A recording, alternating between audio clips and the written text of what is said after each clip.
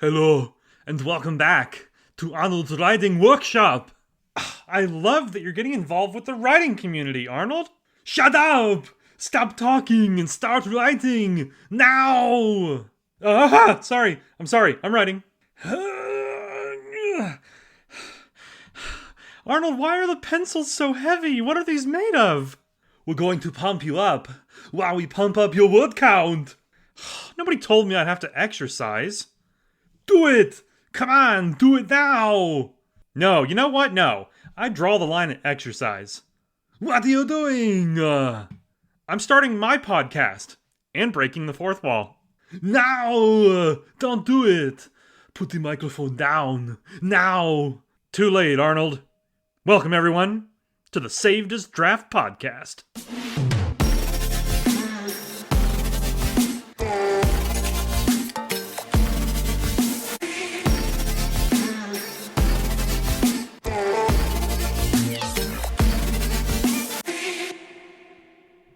Hello, everyone, and welcome to episode 15 of the Saved as Draft podcast. Today we're switching up things yet again as the show continues to evolve and grow. We'll start with our shoutouts like always, but then we're going to do our writing tips section again before sitting down with painter and writer Rachel Tribble for an interview. After that, we'll talk about next week on Substack, and, Voidy's not feeling too hot this week, so we're just going to check in with him next week. What are you talking about? I feel fine. You're just running behind and want to cut my segment. How did you get out of the box I put you in? Get over here. Get. In the words of Arnold, I'll be back. Sorry about that. Anyway, we've got 5 shoutouts this week as always, but don't forget that I'm also partnering with Mina Howell and the Penny Dreadfuls podcast. So when you participate in our weekly threads, you double your chances since we both choose 5 shoutouts each for our respective shows. Keep an eye out for the thread in my subscriber chat and drop anything you've published recently so we can check it out. Alright, and with that, let's get to this week's shoutouts. Kicking things off this week is Hide and Seek by Suswati Basu. This poem begins with a small paragraph of context, explaining how it's a personal piece and that Suswati has been on an anti-epilepsy medication for years, which causes short-term memory loss. As a writer, this means that Suswati sometimes forgets certain words. I can only imagine how frustrating that must be. I also just wanted to commend Suswati's bravery for putting out something personal like this. There are no doubt others in similar situations who will feel seen because of this poem, and I really respect that. But let's talk about it. Right off the bat, this piece comes out of the gate using a cavalcade of words that I've rarely, if ever, actually seen. It does so to illustrate how the author's vocabulary has been cut down by these circumstances, and the effect is extremely profound. The words intentionally become more short and simple as it goes on. One line in particular really stuck with me, which was, "What doesn't kill you makes you stronger, until you can't remember what slayed you in the first place." Absolutely haunting. The poem continues to drive home its themes until its chilling conclusion, and I dare not spoil any more of it because you simply must go and read it. It's incredibly emotional, it's personal, vulnerable, and beautifully crafted. Absolutely stunning piece of poetry. Second this week is When Doing Less is the Hardest Thing by Ronnie Nissen. This reflective piece on the nature of stress caught me completely off guard in the best way possible. I don't believe I've read Ronnie's work before, but I didn't make it more than 2 sentences into this before I immediately subscribed to their publication. You see, I'm someone who has struggled with stress in all of its forms my entire life. Not only that, but I've been traumatized in ways that I know aren't uncommon, but that doesn't make them hurt any less. This has led to me coping with anxiety, depression, and all manner of other mental health struggles over the course of my life. I say all that because this piece was like looking into a mirror, all the way down to the section where it talks about tinnitus, which is a ringing in the ears, and guess what? I've had that my whole life too. And here's the thing, this piece doesn't try to sell you some sort of magical way to defeat stress once and for all. Instead, it asks you to take a step back and reframe how you think of stress as a concept. Consider this line from Ronnie's piece that reads, "Maybe, just maybe, stress is not a dysfunction, but a deep cellular memory, whispering, you've gone too far from what you need." Chills. Dear listeners, chills. I got chills when I read that. I was utterly and completely blown away by this piece. It's authentic, it's real, vulnerable, all the things I love about the work that I read on Substack, but more than that, this is one of the few times where I feel like I've encountered something that was written specifically for me. I feel like this piece wrenched open my body and took hold of my soul. Every single message, every detail, every bit of it spoke to the deepest parts of me. I'm almost quite literally speechless. Bravo, Ronnie. Bravo. Third this week is The Dark Room by Artemis. This story is one of those works that just immediately hooks you with its elegant writing, and before you know it, you're on the edge of your seat, forgetting to even breathe as you furiously read more to discover what will happen next. Artemis has an insanely well-developed writing voice. The story's word choice creates this beautiful and haunting imagery, but doesn't sacrifice the immersion in the process. It's not an easy task, mind you. A perfect example is this line, which reads, "Her legs gave out beneath her, and she sank to her knees. Her hands shook like pale moths as they rifled through the stack of dozens of glossy, black and white framed photographs, neatly organized." Notice how the line has really unique imagery, like the part about hands shaking like pale moths, but it also keeps the story moving as she reacts to the sight of the photos. That's not an easy balance to strike, like I said, but it works insanely well, and it does so throughout this entire story. You'll also be guessing all the way to the end. It's a very engaging piece, made even better by the sheer quality of the writing. Next up, we have Bloodsmith Chapter 3 by Richard Pack. I've been eager to read some of Richard's work, as he's one of the original authors for Audio Mazes, and an accomplished author in his own right. And let me tell you, Bloodsmith did not disappoint. Within the first couple paragraphs, even as someone who still needs to read the first 2 chapters, I was immediately immersed in the world. The writing moves at a great pace, but what really impressed me was how it effortlessly weaves in world-building elements through the exposition and dialogue. Some stories will stop to explain things, but Richard manages to drop breadcrumbs about the larger world consistently and simultaneously while never missing a beat. A perfect example is this excerpt that I picked from early on in Chapter 3, which reads, "Without any ready blood or use of her fingers, she'd be hard-pressed to do any bloodsmithing. A large enough cut might be enough of an impetus, but without proper control, she was just as liable to bleed out, regardless of what she might accomplish first." And with that, we already have a better understanding of how this bloodsmithing works in the world. But Richard also managed to work this in during a scene without slowing down the pacing, which, again, is crucial, in my opinion. That line is also one of many that had me raising my eyebrows, and quickly got me invested in the world that Richard's building. So, check the show notes for a link to this chapter, and be sure to read the previous ones as well, so you're all caught up when new chapters release. And last but not least, our 5th shout out this week goes to Costco, March 2020, by Boo Pfeiffer. As someone who has been to Costco plenty of times in my life, this was a very fun read. It sort of reminded me of an old GameFAQs walkthrough on the internet that detailed a trip to IKEA. And just like that example, this story is structured into sections based on which department the main character goes to while they're in the store, and it details both the shenanigans and the thought processes that transpire in each of those places. As a result, it's very well paced and very fun to read. Also, for the record, I pictured Firesteed the exact way Boo described it in the story, even though it's actually a brand of wine. You'll understand when you read it. Find a link to this story and all the others from this week's shoutouts in the show notes. Next up, we've got our Writing Tip of the Week section, and this week I'd like to talk a little bit about marketing yourself and your writing. You've probably heard a ton of stuff across the internet about having a personal brand as a writer. You've heard about self-promotion, and you've heard all kinds of other buzzwords. But if there's one thing that I can promise you, it's that my articles and the articles that I promote on here will never be thinly veiled courses that some guy with $500 shoes and a $300 haircut's trying to sell you. Listen, I'm a big believer in making information like that freely available. So let's talk about how to market yourself in your writing. And we'll start with an excerpt from my recent article on self-promotion before we go to look at a different excerpt from another recent article from author and fellow marketing professional Jonathan Vance.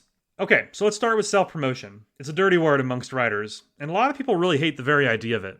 They're terrified people are going to think they're cringy or that they'll get laughed out of the room.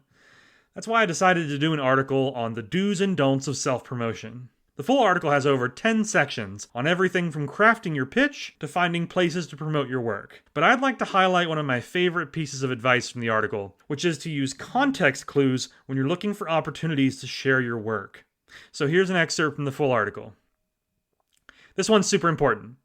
There will be plenty of situations where you may stumble across a thread or jump into a conversation where your work is highly relevant. In these cases, you should absolutely take the opportunity to mention or share your work because it makes sense. A perfect example is how I've shared some of my prior writing articles with others here on Substack.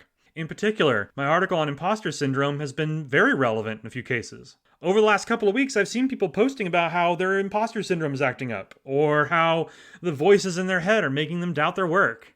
Now, I could easily just offer a few words of encouragement and move on, but instead, I chose to drop the link to my article as well on the topic and tell them a little about it.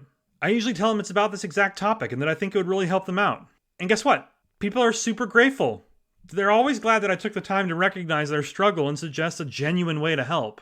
So remember, context is everything. This also applies to stories and other content as well. If you see someone online saying, "Man, I really wish I had some fantasy right now," there is nothing, and I mean nothing, wrong with hopping into the comments of that post and saying, "Hey, I write fantasy, here's a link to one of my stories." More often than not, if what you're sharing makes sense, people will be grateful you took the time to read and respond. It works, and it's one of the most natural ways that you can market your work. Alright, and next up, I'd like to feature an excerpt from Jonathan Vance's recent article titled The Lazy Author's Substack Bible, which is an absolute treasure trove of amazing advice and detailed explanations on how to make the most of your presence right here on Substack. Jonathan could have easily paywalled a piece like this, but he didn't, and I respect that. I'm going to put a link to the full piece in the show notes, but while you're there, please do yourself a favor and check out Jonathan's fiction as well, which focuses on visceral, lyrical, grimdark fantasy, including an ongoing serialized novel he's publishing on his Substack called We Are Free. I promise you, you will not be disappointed. Oh, and also, as of this writing, Jonathan is actually ranked number 4 on the Rising in Fiction leaderboard, so I'm clearly not the only one who's a fan of his work. Okay, and without further delay, here's an excerpt from Jonathan's guide, a section entitled Rules of Engagement, which I think fits nicely into our theme this week regarding self-promotion and engaging with other writers online. Here's what he's got. When you comment, do so with thoughtful, meaningful replies. Like posts that you actually like, not just every single one. People can see when you're being disingenuous. Build relationships by showing your own personality. Add to the discussion and help drive more engagement for others. More eyes equals more growth. Oh, and like your own damn posts. If you won't, how can you expect anyone else to do it? I know some of you out there are going to ask about post frequency and timing, and I have mixed thoughts about this, because on many platforms, these are important things to discuss. But on Substack, especially with creative work, that's sticky. You don't need to worry as much. So, for basics, aim for posting as much as you can handle, but no more than 4 times per day. You don't want to overload your audience and stress them out. And if you post one note, wait 4 hours at minimum before posting another, especially if it's getting lots of traction.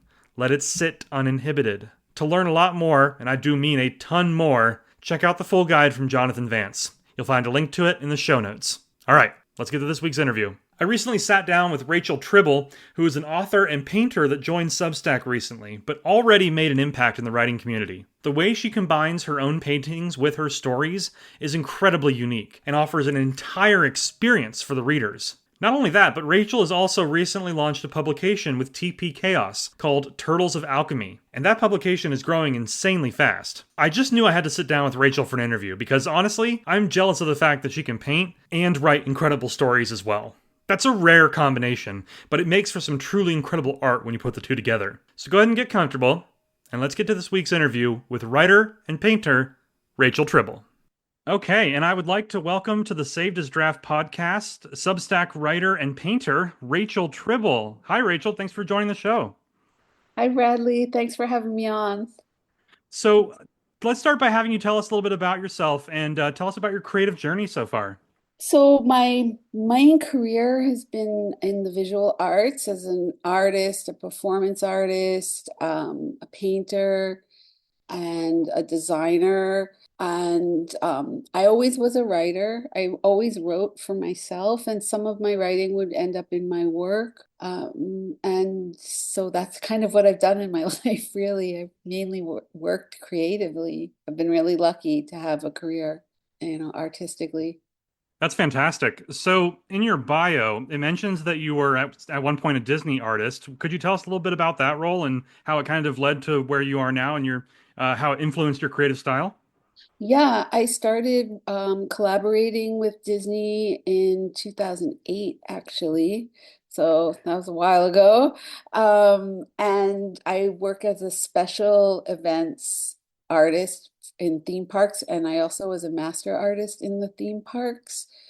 and mainly at Epcot. So I did a lot of work in terms of flowers and merchandise design and some character work. I just did a bunch of Mickeys and Minnies and mainly worked for, Epcot in special events like these big festivals that they would put on. And I'd have my gallery out there too. So that's what I was doing, work with them and also of my own, which they were really supportive of. That's fantastic. That's really cool that you had that kind of experience. So, I think I know the answer to this, but were you a painter first or a writer, or how did one lead to the other in terms of your kind of growth into your creative, kind of, I think of you as kind of like a creative powerhouse, right? Because you're both a painter and a writer, and that's a really cool Yeah. combination. So I'm curious how you kind of reached that point in your journey.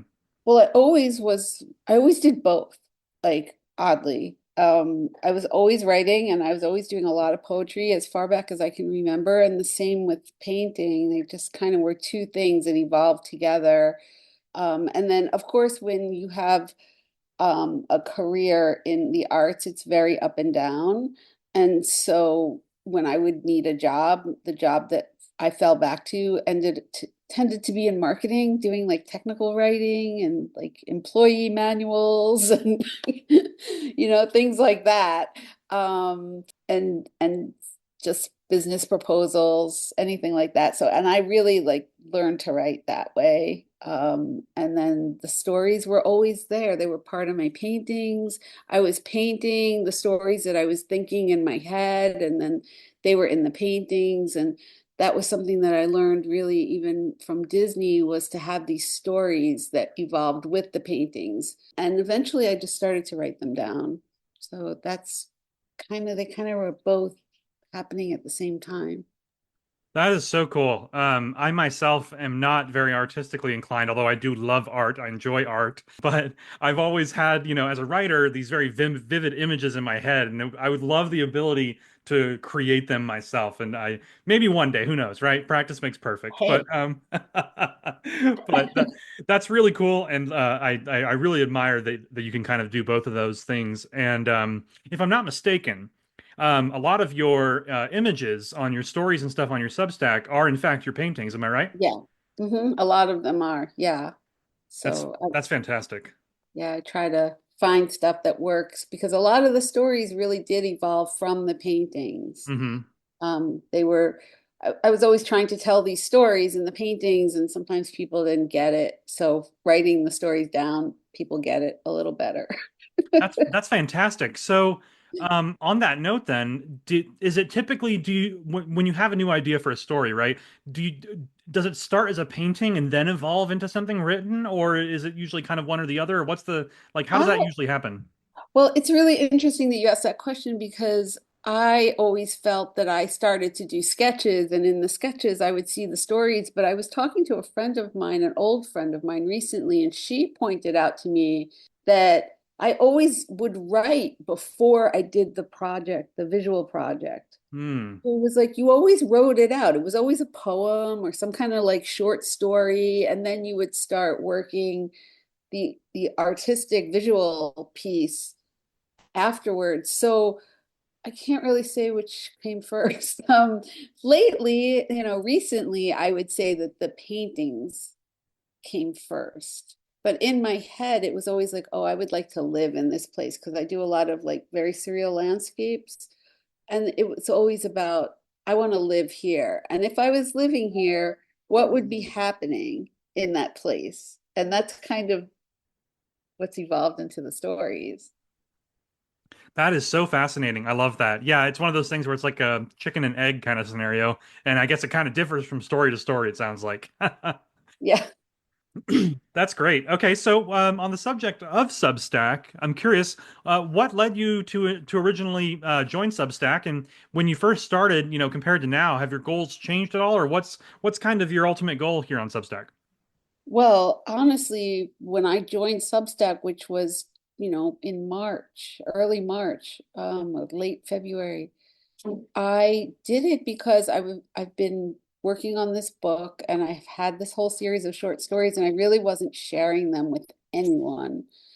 And I felt like I was writing into like a black box. Like there was just no one to share it with. There was very little feedback. I was taking some classes, so I would have that group of people, but it was really minimal, and I really just was so afraid of my own work.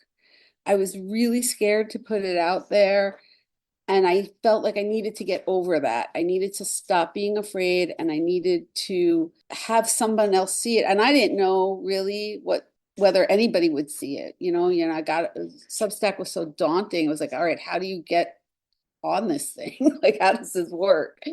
Um, so that's why I went on there, was really to get out of my own fear of my own work and maybe be able to interact with some other writers. And, I found your community. So that was pretty amazing.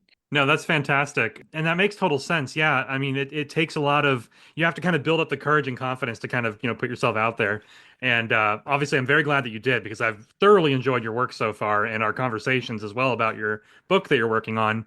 Um, so, out of curiosity, what was it about Substack specifically that kind of drew you to it? Because I myself kind of struggle to remember, what how I got the idea to join Substack because there's obviously a lot of social media platforms. So I'm just curious, was there anything in particular that drew you to it, or was it just kind of luck of the draw?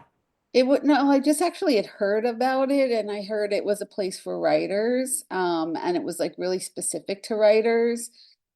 And so, and I knew some other writers that were already on there, and that's why I was just like, all right, I'm just going to try Substack. And I didn't really think that was it. It's not very like creative.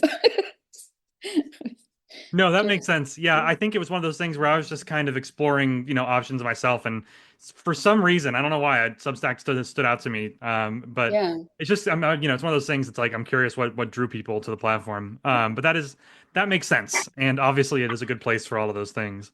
Um, so when you're actually writing your stories, do you consider yourself more of a plotter or a pantser, or a combination of the two when it comes to like your approach? Well, my approach initially was really just go for it. I would just start writing. No plan, nothing. Like maybe I have an idea, but let's see where it goes. And I'm still a lot like that. And then I started making outlines and chapter outlines and trying to do it that way. And it was somewhat helpful, but they never came out being what I said it was going to be in the outline. So I'm kind of like it's very free. It happens in my paintings too. I might want to do a painting and then I say, oh, this is going to be a blue painting and it'll end up being gold. So I feel like they sort of have a life of their own. So I just kind of go with it. So I guess I'm a combination, sort of. Okay, sure. Yeah, I mean, the article that I did recently about the topic, I said plotters, pantsers, and planters as like a combination of the two. Yeah, I read So that. yeah, I also fall into the third category, so that makes sense. Yeah, yeah, the plants are like for sure. It's like it's definitely like just going for it and letting the story tell me, you hmm know, the characters come out and tell me what they want to say and do. Right. And I think that's the best approach. I mean, that's exactly how I kind of approach things, especially longer stories. So, we kind of talked about this a little bit, but just to kind of, for the benefit of the listeners here, you're currently working on your book, Mhm. and when it comes to like your goals as a writer, obviously you're working on that book now. Is that kind of where you want your writing career to go in the future? Are you planning on maybe having that book be part of a series, or what's kind of the long-term outlook as far as your writing and, of course, painting goes? Well, I think, I've had this book going and these ideas going for a couple of years, and now there's probably a series of books that I would like to put out because the story is kind of grand, as we've talked about. Um, it's just this big fantasy world that I've kind of built up. And so, and then I have these short stories, some of which I've put out on Substack already. And I'd like to put a collection of those together. along with the microfiction, I have a really close friend who is a bookmaker. Like she makes handmade like pop-up books and like they're really cool. She does these crazy things with all these, they're art books. And she asked for a bunch of my micro fiction because she would like to create a book with it.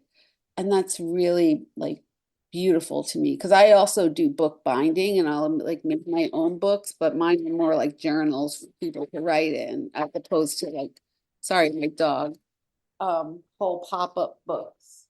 Sure, sure, absolutely, yeah. No, I love that. The handcrafted type approach is amazing. That sounds really cool. Yeah. And Yeah. I'd like to try to figure out how to like create a small series of these like handcrafted books with the stories in it. Yeah, no, absolutely. That sounds amazing.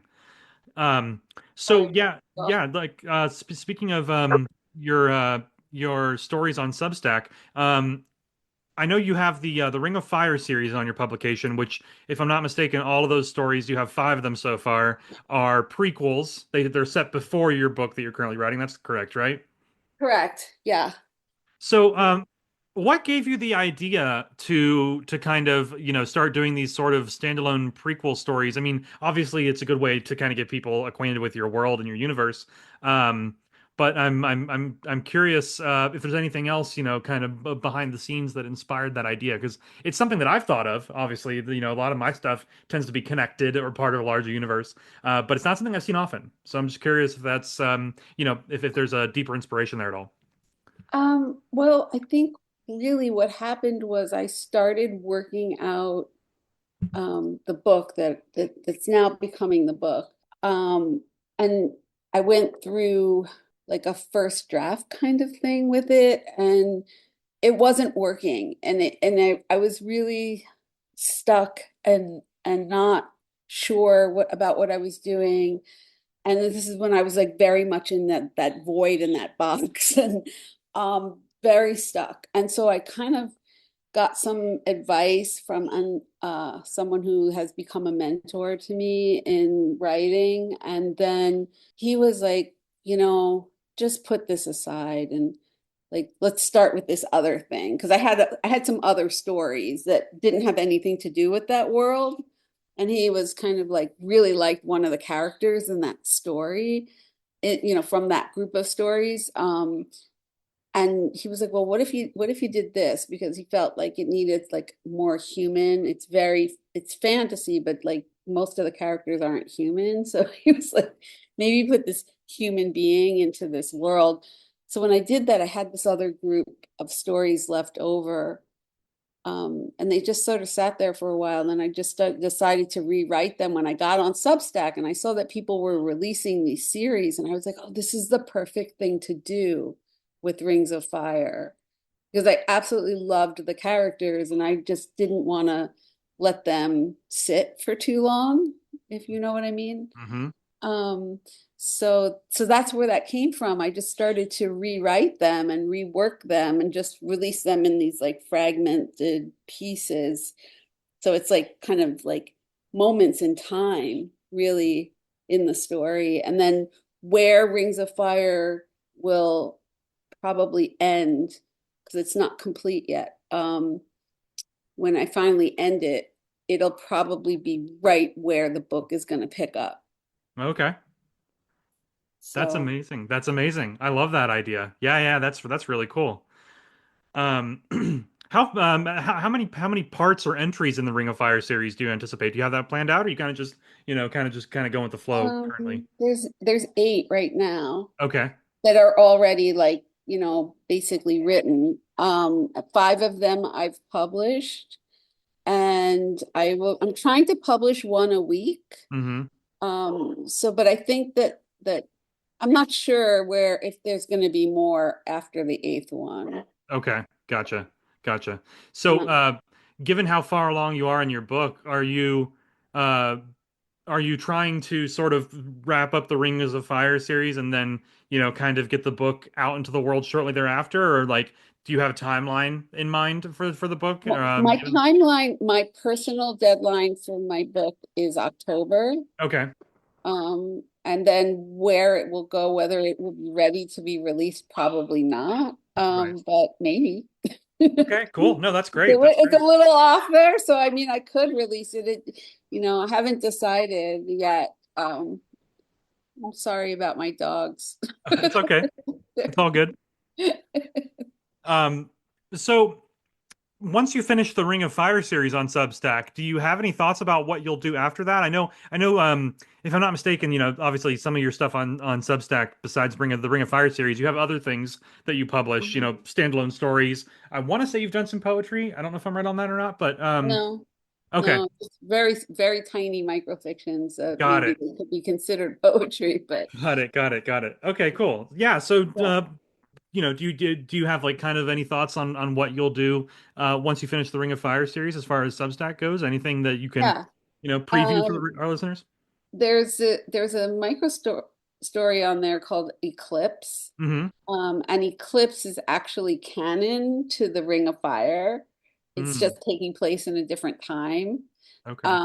And so I'm expanding that. Oh, Um, okay. and Okay. that's actually going to become the book that my friend's making. Oh. So so I am expanding that one. And then there's a couple others, that I'll probably release as a series also. So that's the plan.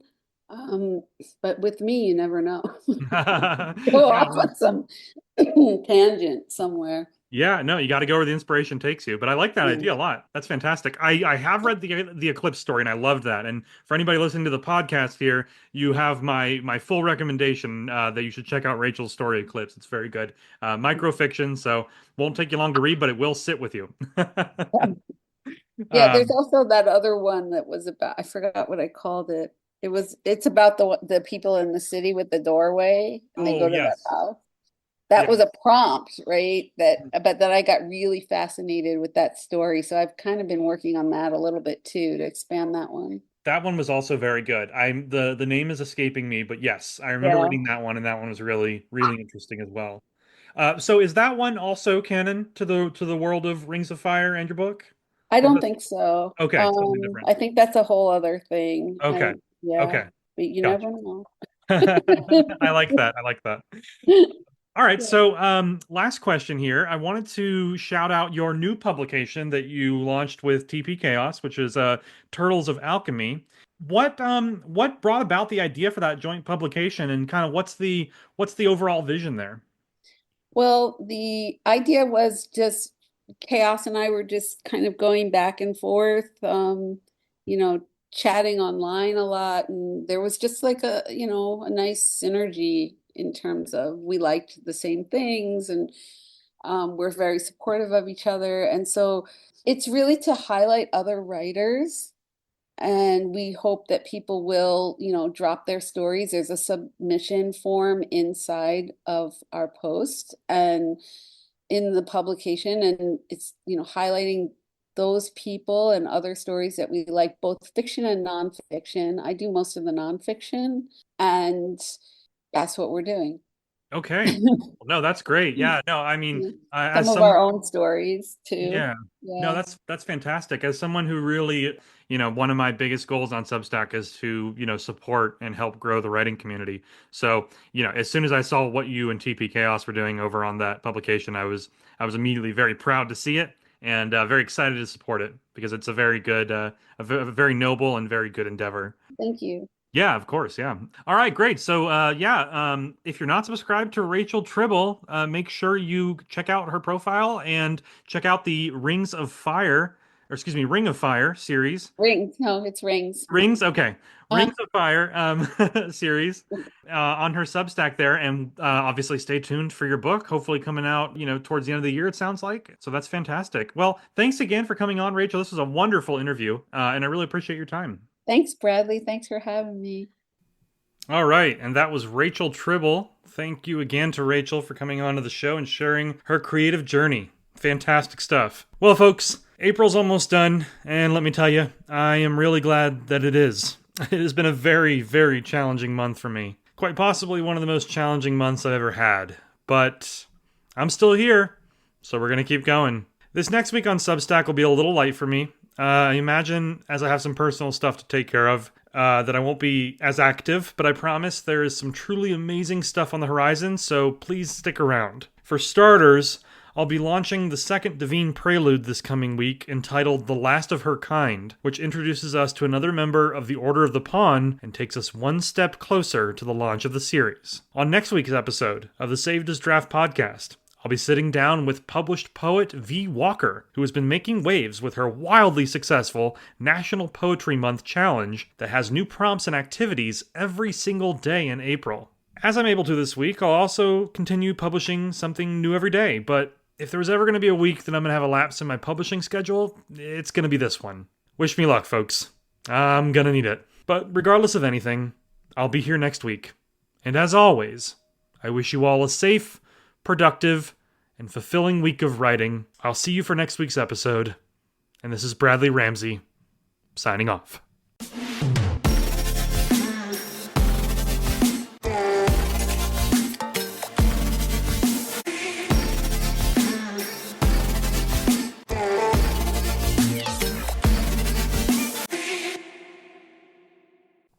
Come on, what are you doing? You got to pump up your word count. Those are rookie numbers. Come on, do it. Pump it. Pump up your word count. Type.